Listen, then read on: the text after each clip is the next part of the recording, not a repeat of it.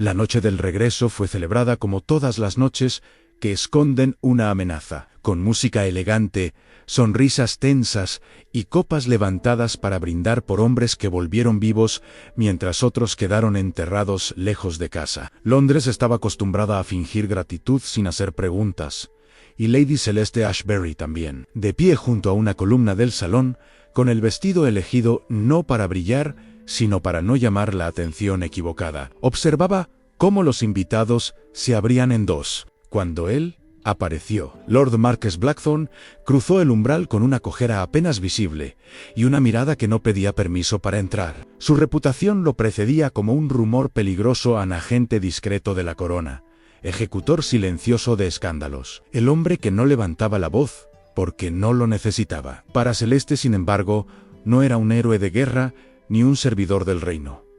Era el responsable directo de la caída de su familia, el hombre que había entregado a su padre a los tribunales por contrabando, sellando el destino de los Ashbury como sinónimo de vergüenza. Mientras los aplausos llenaban el salón, Celeste sintió como la vieja rabia regresaba con la precisión de una herida mal cerrada. Marquess no la buscó con la mirada, pero sabía que estaba allí, siempre lo sabía. Para él, Celeste era una incógnita peligrosa, una mujer que llevaba el dolor como escudo y que, en su opinión, había aprendido a usar la tragedia como argumento para conservar un estatus que ya no merecía. Cuando el anfitrión pidió silencio para anunciar honores y agradecimientos, alguien rozó el brazo de Celeste con una ligereza calculada. Un papel doblado cambió de manos sin que nadie lo notara. Ella lo guardó por instinto, sin saber aún que ese gesto la colocaría en el centro de una cacería. Solo cuando se refugió en una galería lateral, lejos del ruido, desplegó la carta. Bastaron 2 líneas para que la sangre le abandonara el rostro. Palabras cuidadosamente redactadas, insinuaciones de inmoralidad, fechas, nombres, promesas rotas, pruebas suficientes para destruir no solo su reputación, sino el futuro de sus hermanas menores, todavía demasiado jóvenes para entender por qué Londres perdona a los hombres y condena a las mujeres. Al fondo del corredor, el duque de Wexford la observaba con una sonrisa casi amable, como si ya conociera cada palabra que ella acababa de leer, y en ese instante Celeste comprendió que la guerra que había creído perdida años atrás apenas comenzaba. De nuevo, a Marquess Blackthorne apareció a su lado como aparecen las decisiones que no pueden evitarse. No preguntó si estaba bien, ni fingió sorpresa. Simplemente extendió la mano, pidiendo la carta con una autoridad que no admitía negativa. Celeste quiso romperla, quemarla, negarlo todo, pero algo en la calma de Marquess la detuvo. Leyó en silencio, y en su rostro no hubo escándalo, solo confirmación. Fue entonces cuando habló, no como enemigo ni como salvador, sino como verdugo que ofrece una elección que no es tal. Si Celeste aceptaba acompañarlo al castillo Blackthorne como huésped vigilada, bajo su control directo, la carta desaparecería y sus hermanas quedarían protegidas. Si se negaba, el contenido sería publicado, y Londres haría el resto con la crueldad habitual. Celeste lo miró con un desprecio que no necesitaba palabras.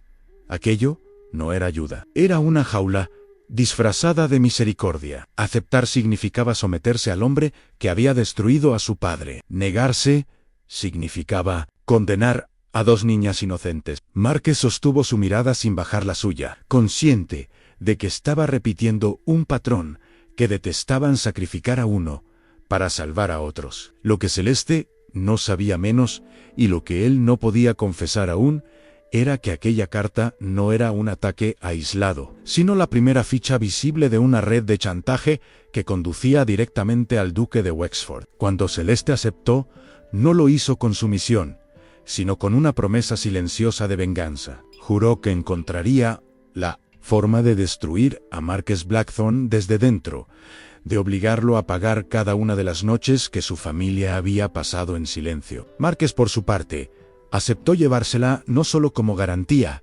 sino como cebo, convencido de que Wexford no tardaría en moverse. Así comenzó el viaje hacia el castillo envuelto en bruma, no como una historia de amor, sino como una tregua forzada entre dos enemigos que se odiaban con razones legítimas. Ninguno podía imaginar aún que el relicario escondido en el ala cerrada del castillo cambiaría para siempre la forma de ese odio, ni que el monstruo que los enfrentó había estado manipulando sus vidas desde mucho antes de que se conocieran. El castillo Blackthorn emergía de la bruma como una advertencia más que como un refugio. Sus muros de piedra, oscurecidos por la humedad constante, parecían absorber los sonidos del mundo exterior, dejando dentro un silencio espeso que no invitaba a la paz, sino a la vigilancia. Celeste cruzó el umbral con la espalda erguida y el corazón en guardia, consciente de que cada paso la alejaba de sus hermanas y la acercaba a un hombre en quien no confiaba. Marques dio órdenes breves al servicio,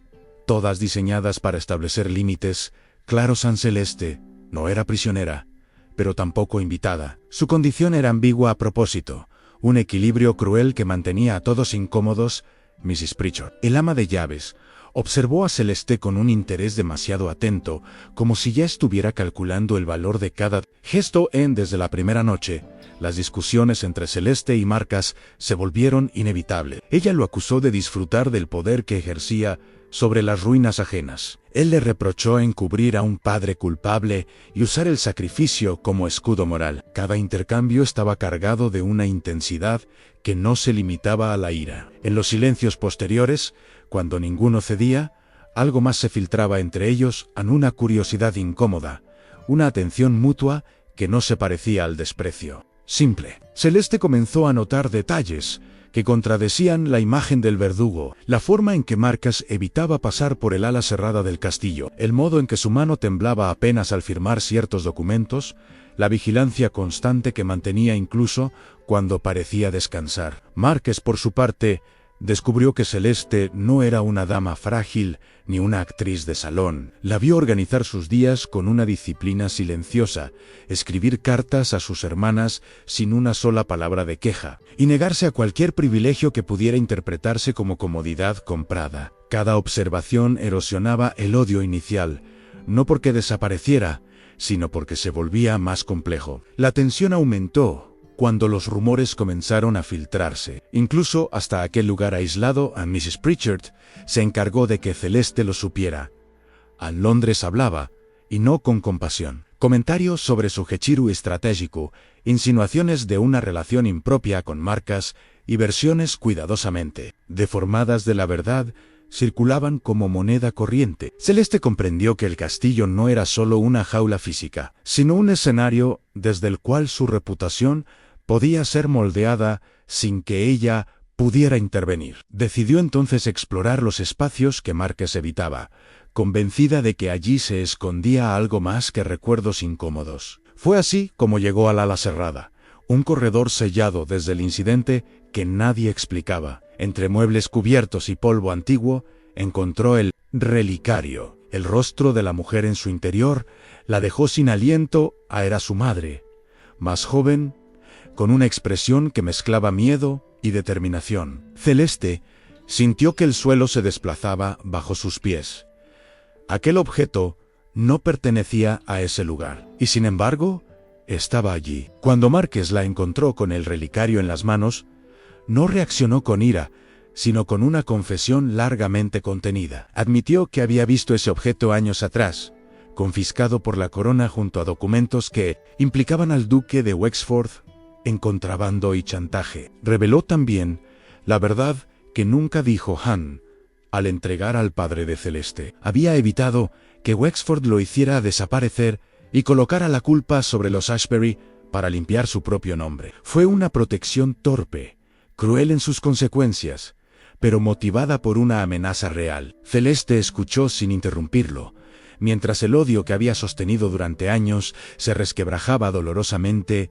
No lo perdonó, pero entendió que había sido una pieza más en un tablero manipulado por el mismo hombre que ahora sonreía desde Londres. En ese instante, la guerra entre ellos cambió de forma. Ya no se trataba de venganza personal, sino de supervivencia compartida. Y esa comprensión peligrosa y silenciosa fue el primer paso hacia una alianza que ninguno había previsto, ni estaba seguro de poder sostener. A partir de la noche del relicario, la relación entre Celeste y Marcas dejó de sostenerse únicamente sobre la hostilidad declarada y comenzó a moverse en un terreno mucho más inestable. El castillo, que antes había sido un espacio de confrontación, se transformó en un lugar de vigilancia compartida. Ambos comprendieron que ya no podían permitirse el lujo de desconfiar a medias. El duque de Wexford no solo observaba desde la distancia, sino que actuaba a través de intermediarios silenciosos, personas que conocían los pasillos del poder tan bien como los del castillo Blackthorn.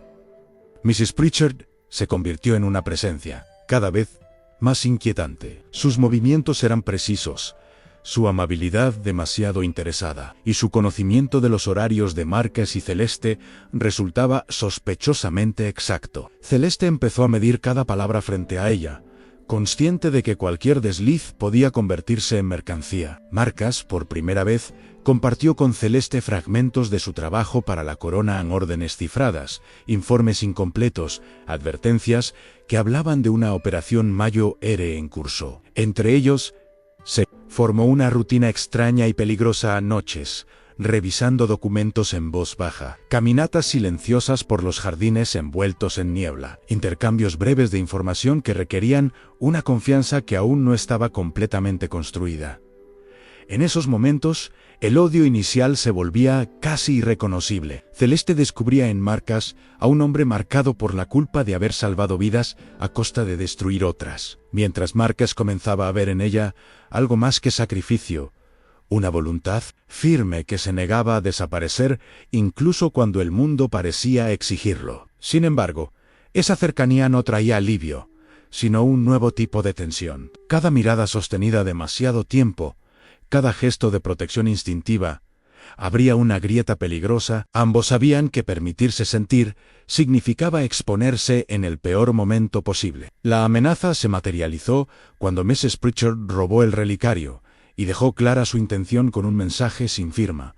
El objeto sería entregado al duque de Wexford si no recibía una suma considerable de dinero. Celeste sintió una furia fría al comprender que la memoria de su madre volvía a ser utilizada como moneda de cambio. Marcas reaccionó con una rapidez que revelaba años de entrenamiento. Ordenó sellar salidas, envió mensajes cifrados y evaluó rutas de escape como si el castillo fuera un campo de batalla. Pero el chantaje no era solo económico. Wexford se movió con precisión, organizando un baile real que obligaría a Celeste y Marcus a presentarse juntos ante la mirada pública, convirtiendo su alianza en un espectáculo vulnerable. Bajo los candelabros y las miradas inquisidoras, la tensión entre ellos estalló con una fuerza que ninguno pudo ocultar. No hubo declaraciones abiertas, pero la forma en que Marcas se mantuvo cerca de Celeste, protegiéndola de comentarios venenosos y de manos demasiado audaces,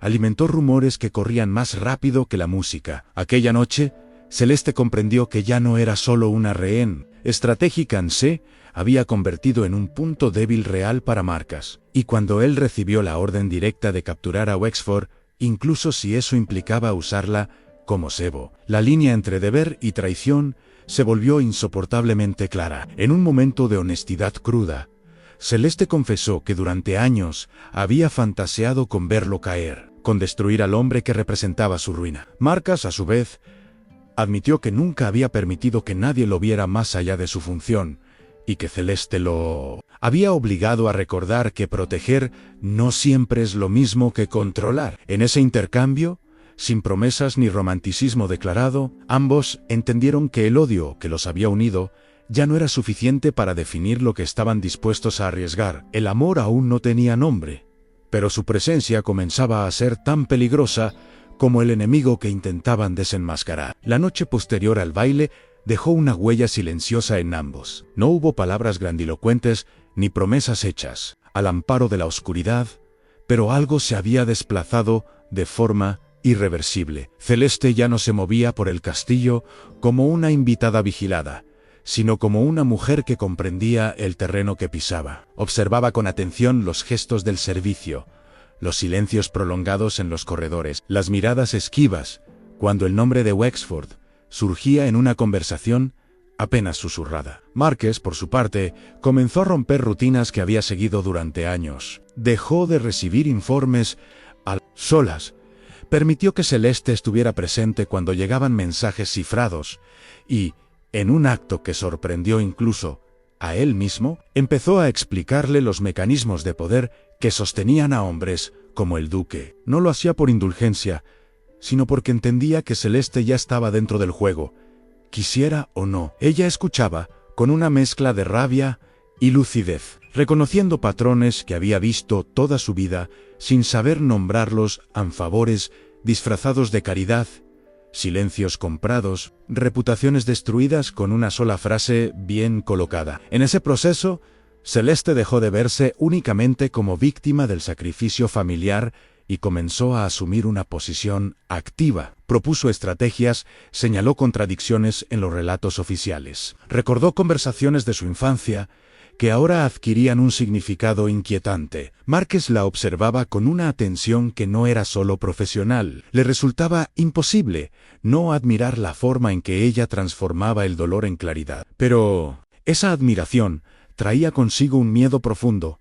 En cuanto más indispensable se volvía Celeste, mayor era el riesgo de perderla. Cada decisión que tomaban juntos estrechaba el cerco alrededor de Wexford, pero también los exponía a represalias que la corona prefería no reconocer públicamente. El castillo Blackthorn, envuelto en bruma constante, parecía escuchar cada paso, como si los muros mismos guardaran memoria de conspiraciones pasadas y estuvieran listos para repetir la historia con nuevos nombres. La presión aumentó cuando Marqués confirmó que Wexford planeaba un movimiento definitivo. El duque no se conformaría con recuperar el relicario. Necesitaba silenciar a Celeste de forma permanente para cerrar cualquier vínculo con su madre Mrs. Pritchard. Acorralada por su propia avaricia, había dejado rastros suficientes para demostrar su traición, pero entregarla no resolvería el problema mayor. Celeste comprendió entonces que su existencia era la última pieza incómoda de un tablero que llevaba años armado. Lejos de paralizarla, esa certeza encendió una determinación feroz. Decidió enfrentarse a la verdad completa, incluso si eso significaba exponer la historia de su madre y manchar el apellido Ashbury de forma irreversible. Marqués intentó disuadirla, no desde la autoridad, sino desde un miedo que ya no podía ocultar. Por primera vez, admitió que había construido su vida alrededor de la idea de que el sacrificio era inevitable, de que algunas personas estaban destinadas a perder para que otras sobrevivieran. Celeste lo confrontó con una calma implacable.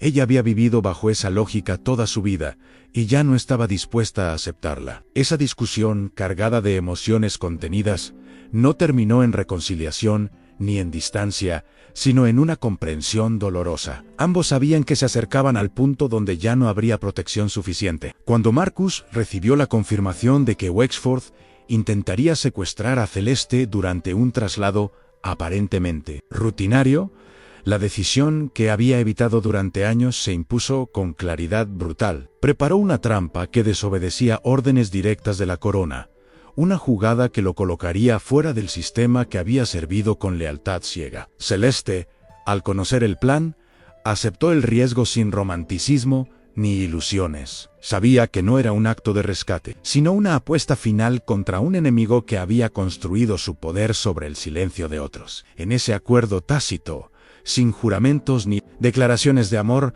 ambos entendieron que ya no luchaban solo por justicia o venganza, sino por la posibilidad de elegir un futuro distinto. La sombra de Wexford se extendía sobre cada decisión, pero por primera vez, Celeste y Marqués avanzaban no como piezas enfrentadas, sino como aliados dispuestos a romper el tablero completo. El enfrentamiento no ocurrió como la corona lo habría planeado, ni como los manuales de sigilo que Marqués había seguido durante años indicaban. Ocurrió en un margen incómodo, en un espacio donde el orden y el caos se rozaban peligrosamente. El carruaje que debía trasladar a Celeste salió del castillo Blackthorn al amanecer, envuelto en una neblina espesa que parecía nacida de la propia tierra. Dentro, ella no temblaba. Había aceptado que el miedo ya no era útil. Cada recuerdo de su madre, cada sacrificio hecho por sus hermanas, cada humillación soportada en salones ajenos, convergían en una sola certeza: Anne no huiría más. Cuando los hombres de Wexford interceptaron el camino, la violencia fue rápida y silenciosa, como suelen ser los actos que nadie quiere reconocer después. Marqués apareció no como un salvador idealizado, sino como un hombre que había dejado atrás la obediencia. La lucha fue breve, brutal y definitiva. El duque de Wexford, acorralado, intentó negociar como siempre había hecho, ofreciendo favores futuros y amenazas envueltas en cortesía. Pero esta vez no encontró oídos dispuestos a escuchar. El relicario, abierto ante testigos cuidadosamente elegidos, reveló documentos ocultos, nombres, fechas y firmas que conectaban al duque con una red de contrabando, chantaje y asesinatos encubiertos. La caída de Wexford no fue espectacular ni pública en ese instante. Fue fría, administrativa, irreversible, exactamente el tipo de final que más temen los hombres que creen controlar el mundo desde las sombras. Celeste observó el proceso con una mezcla de alivio y duelo. No había triunfo absoluto en ver destruido a quien había marcado su vida.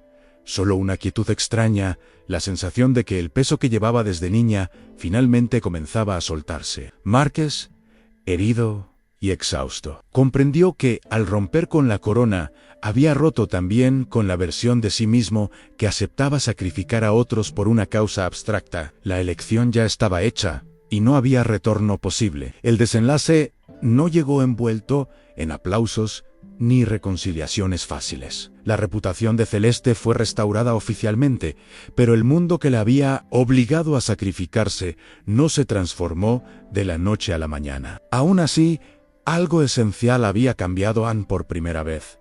Nadie podía exigirle silencio como moneda de supervivencia. Sus hermanas quedaron a salvo, no porque alguien poderoso lo permitiera, sino porque la verdad había sido expuesta con demasiada claridad para volver a enterrarse. Marqués enfrentó las consecuencias de su decisión con una serenidad nueva. Ya no era el agente invisible que corregía errores ajenos. Era un hombre que había elegido a quién proteger, incluso si eso significaba perder privilegios, influencia y seguridad. Entre ellos, no hubo declaraciones grandilocuentes ni promesas de cuentos perfectos. El amor que nació del odio se manifestó de otra forma. En la elección cotidiana de caminar juntos sin jaulas, sin vigilancia, sin deudas morales impuestas por otros, Celeste dejó de ser la dama sacrificada para convertirse en una mujer que decidía qué hacer con su nombre y su historia. Marqués dejó de ser